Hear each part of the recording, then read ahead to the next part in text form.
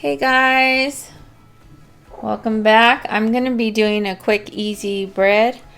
I hope you guys have been blessed. It's been cold out here, so I'm going to make this bread to keep a little warm, to heat up the house, and also make some bread that's tasty and not from the store. If you guys have the ingredients or you want to get the ingredients out, very simple. I'm going to be using 3 cups of water along with honey, flour, salt, and yeast. And this is usually the yeast I use. Instant, you can use any yeast, but I always prove it whether it's instant or not. So I'm going to be putting a tablespoon of yeast as well as 3 cups of warm water. You guys don't want it too hot because you can and will kill your yeast. The way I check it is you could place it on your wrist like a baby bottle, and if it's warm enough. I'm going to be taking about 1/4 a cup of honey. Normally I just eyeball things, but I love to give you guys actual the ingredients of what I use. There you go. 1/4 a cup. See, guys? You're loved. You're beautiful, you're loved, and you're blessed by our Lord and Savior. And then I just swish it around to get all that honey out so you won't have any stuck in there. Another ingredient I'm going to be placing is oil. You can use oil or butter. Whoops. I'm going to be using, I'll give it a little less on this one since I spilled a little oil in there. About 2 tablespoons of oil. And at this point, I'm also going to be placing about 2 cups of flour. And I'm just going to give it a quick mix. I love baking bread because it's never predictable. You never know how your weather is going to be and how it's going to be that day. But every time you make bread, it's always delicious. It gives you food for your stomach. And it also tastes so much better. I said better, but breader tastes so much better than buying it from the store. Doesn't have all the preservatives in it, so it doesn't last as long. But when you have homemade bread in your house, it normally doesn't last very long anyways. I already know by working with yeast for years that my yeast is active by seeing the little bubbles in there. But if you want, you can wait about 5 to 10 minutes, and I'll just do that for you guys so you guys can see.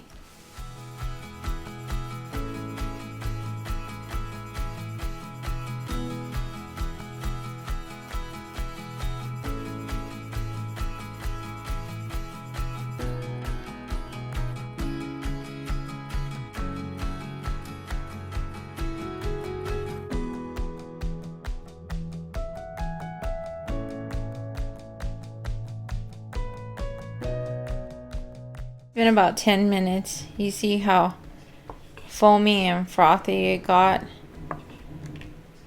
and just how active your yeast are. Your little bubbles in here is what tells you that your yeast is alive and thriving. So now at this point, I'm going to add 2 more cups of flour.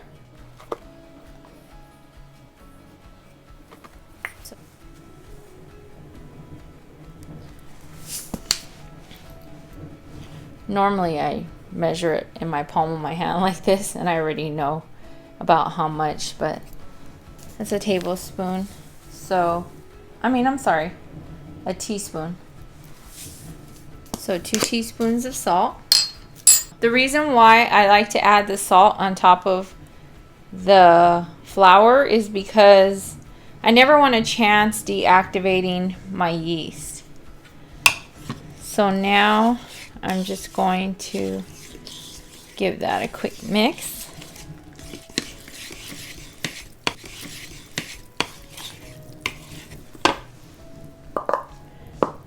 Look at all those pretty bubbles. We have a total of 4 cups of flour, 5,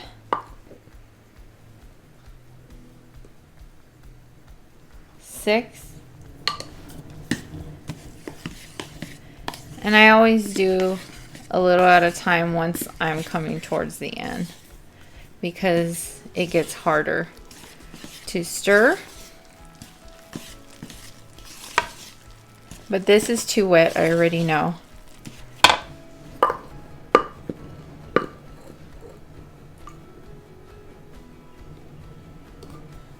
Seven.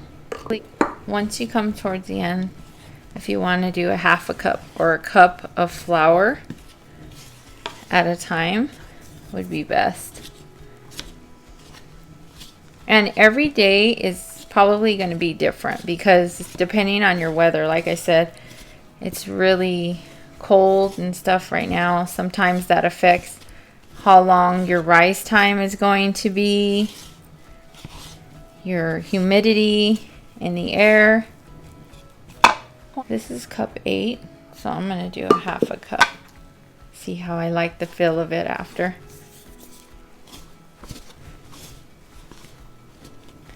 And when it comes to this point, I like to take my clean hands to make sure everything's mixed. When it comes to baking bread in the kitchen, your hands are a nice priority tool because I want to make sure I get everything from the bottom. I like to come in here and fill my bread. You feel me? I like to come in here and fill my bread. I'm going to add the rest of the cup because I already know.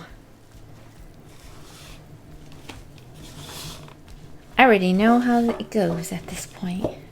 I want to make sure I get it hydrated. But if you're at this step and it's your first time, don't feel intimidated.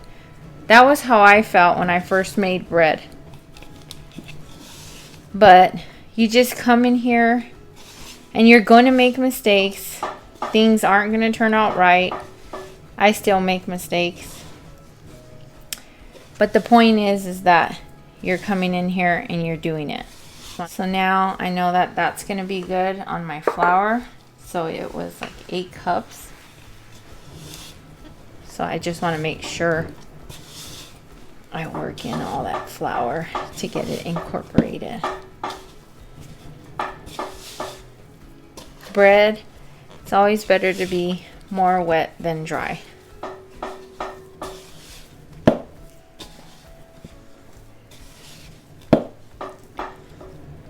You know what? Still a little stickier than what I want. So I'm probably going to add about 1/4 of a cup more. So 8 1/4. But I would just start off at 6 and then work your way. You got to fill your bread. See, like I said, it was too sticky for my hands. Yes, guys, I know people say, ew, she's using her hands, but that's what everybody uses in the world. Before we had utensils, we had our hands. As long as your hands are clean, then you're good to go.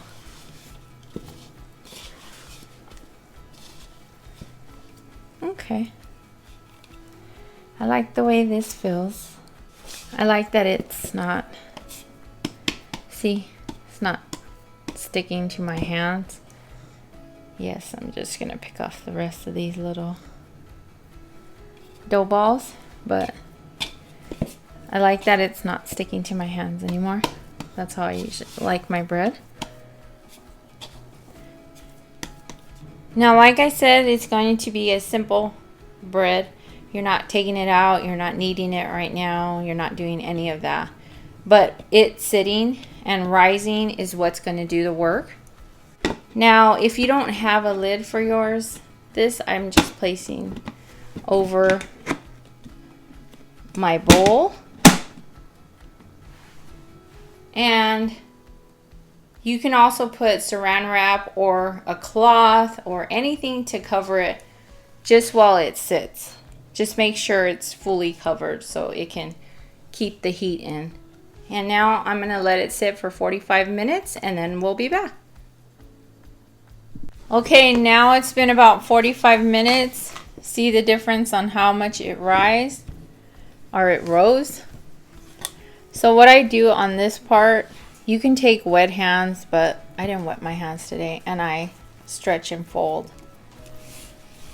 Turn it, stretch it, and fold it.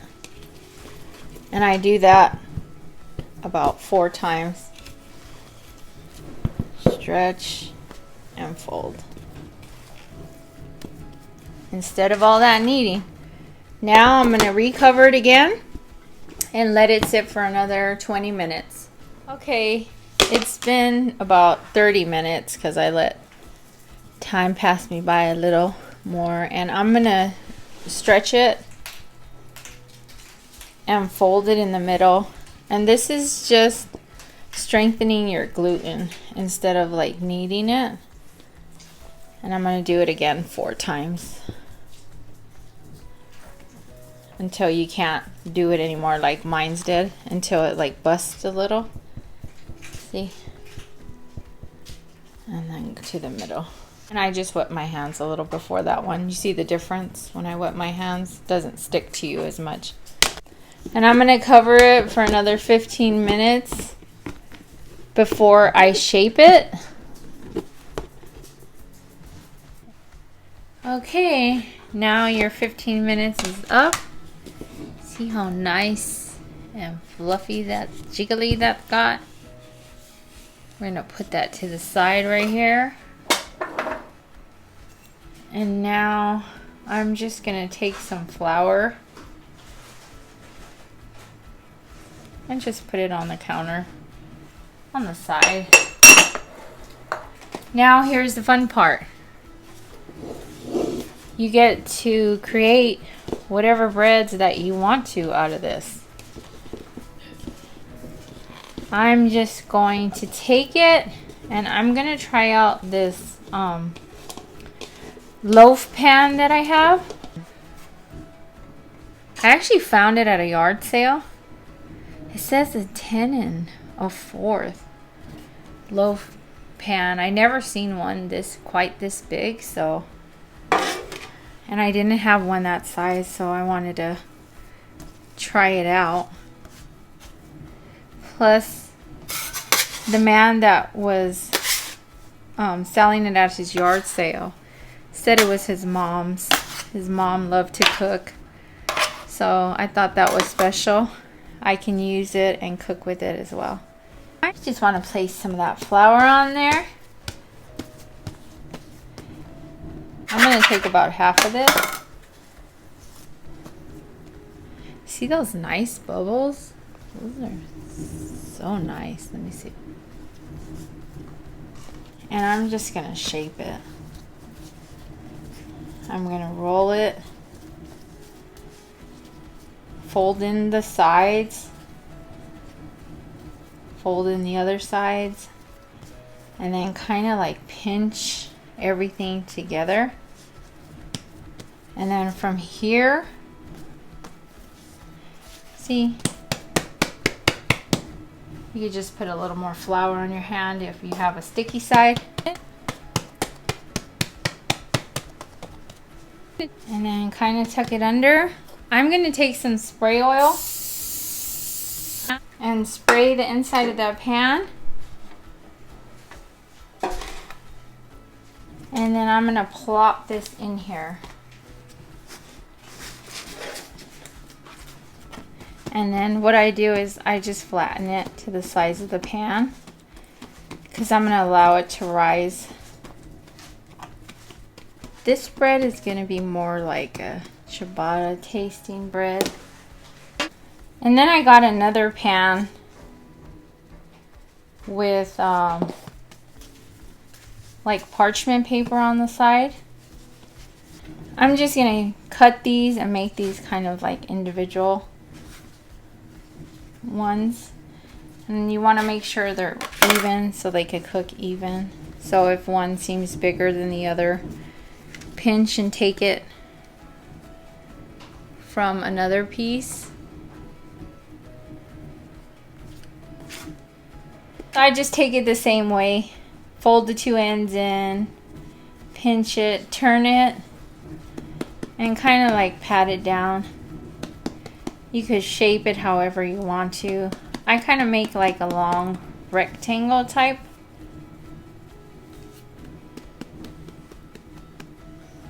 See? And then you place it on your pan. And how I measure how each one is, if you don't have a scale or if you don't want to use a scale, is I just kind of like feel them in the palm of my hand to see if they feel kind of even. And these ones kind of feel a little bit even, so majority of them. So I'm just gonna shape all of these now the same way. And after I shape these, I'll show you what you're gonna do next.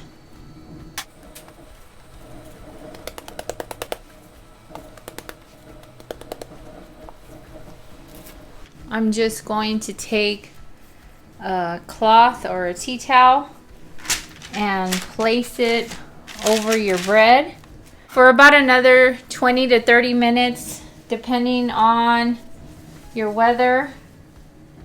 And I'm going to let them sit and rise. Also during this time, you're going to want to make sure you preheat your oven to 375 degrees.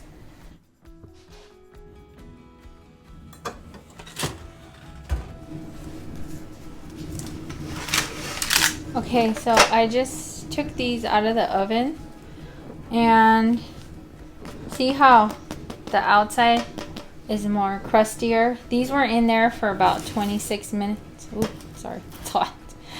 And these were in the oven for 26 minutes. I left the other ones in for a little bit longer because it was a bigger pan and these were smaller. So I'm gonna set these on the side to cool, and I left the other ones in for another 3 to 4 minutes, and then I'll show you that one when I take it out.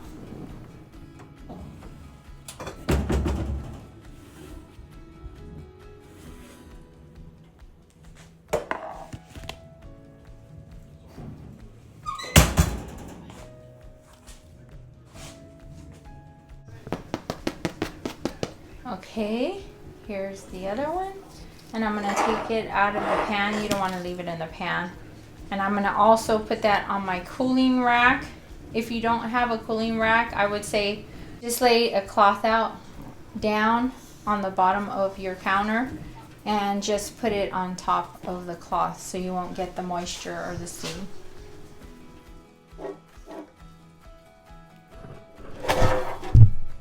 Ever try to take it out while you're filming with one hand? Because I just almost failed it. See the moisture on there? That's what you don't want. I'm going to put it on the cooling rack. Once you get it on the cooling rack, you're just going to want to cover it with your cloth and let it sit.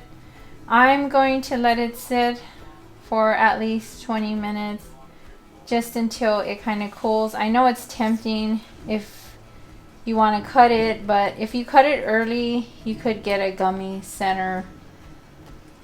But if you can't wait, then cut it. But other than that, be a little patient and let it wait for at least 20 minutes.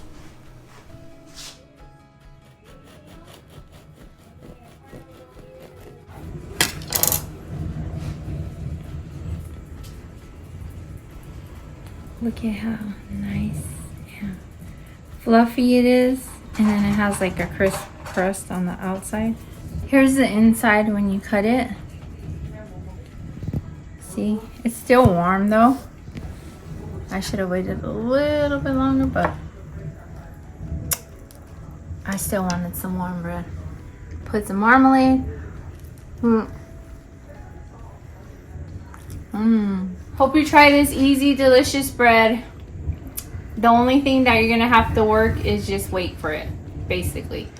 So until next time, I hope you enjoy this recipe. I'll be seeing you guys soon.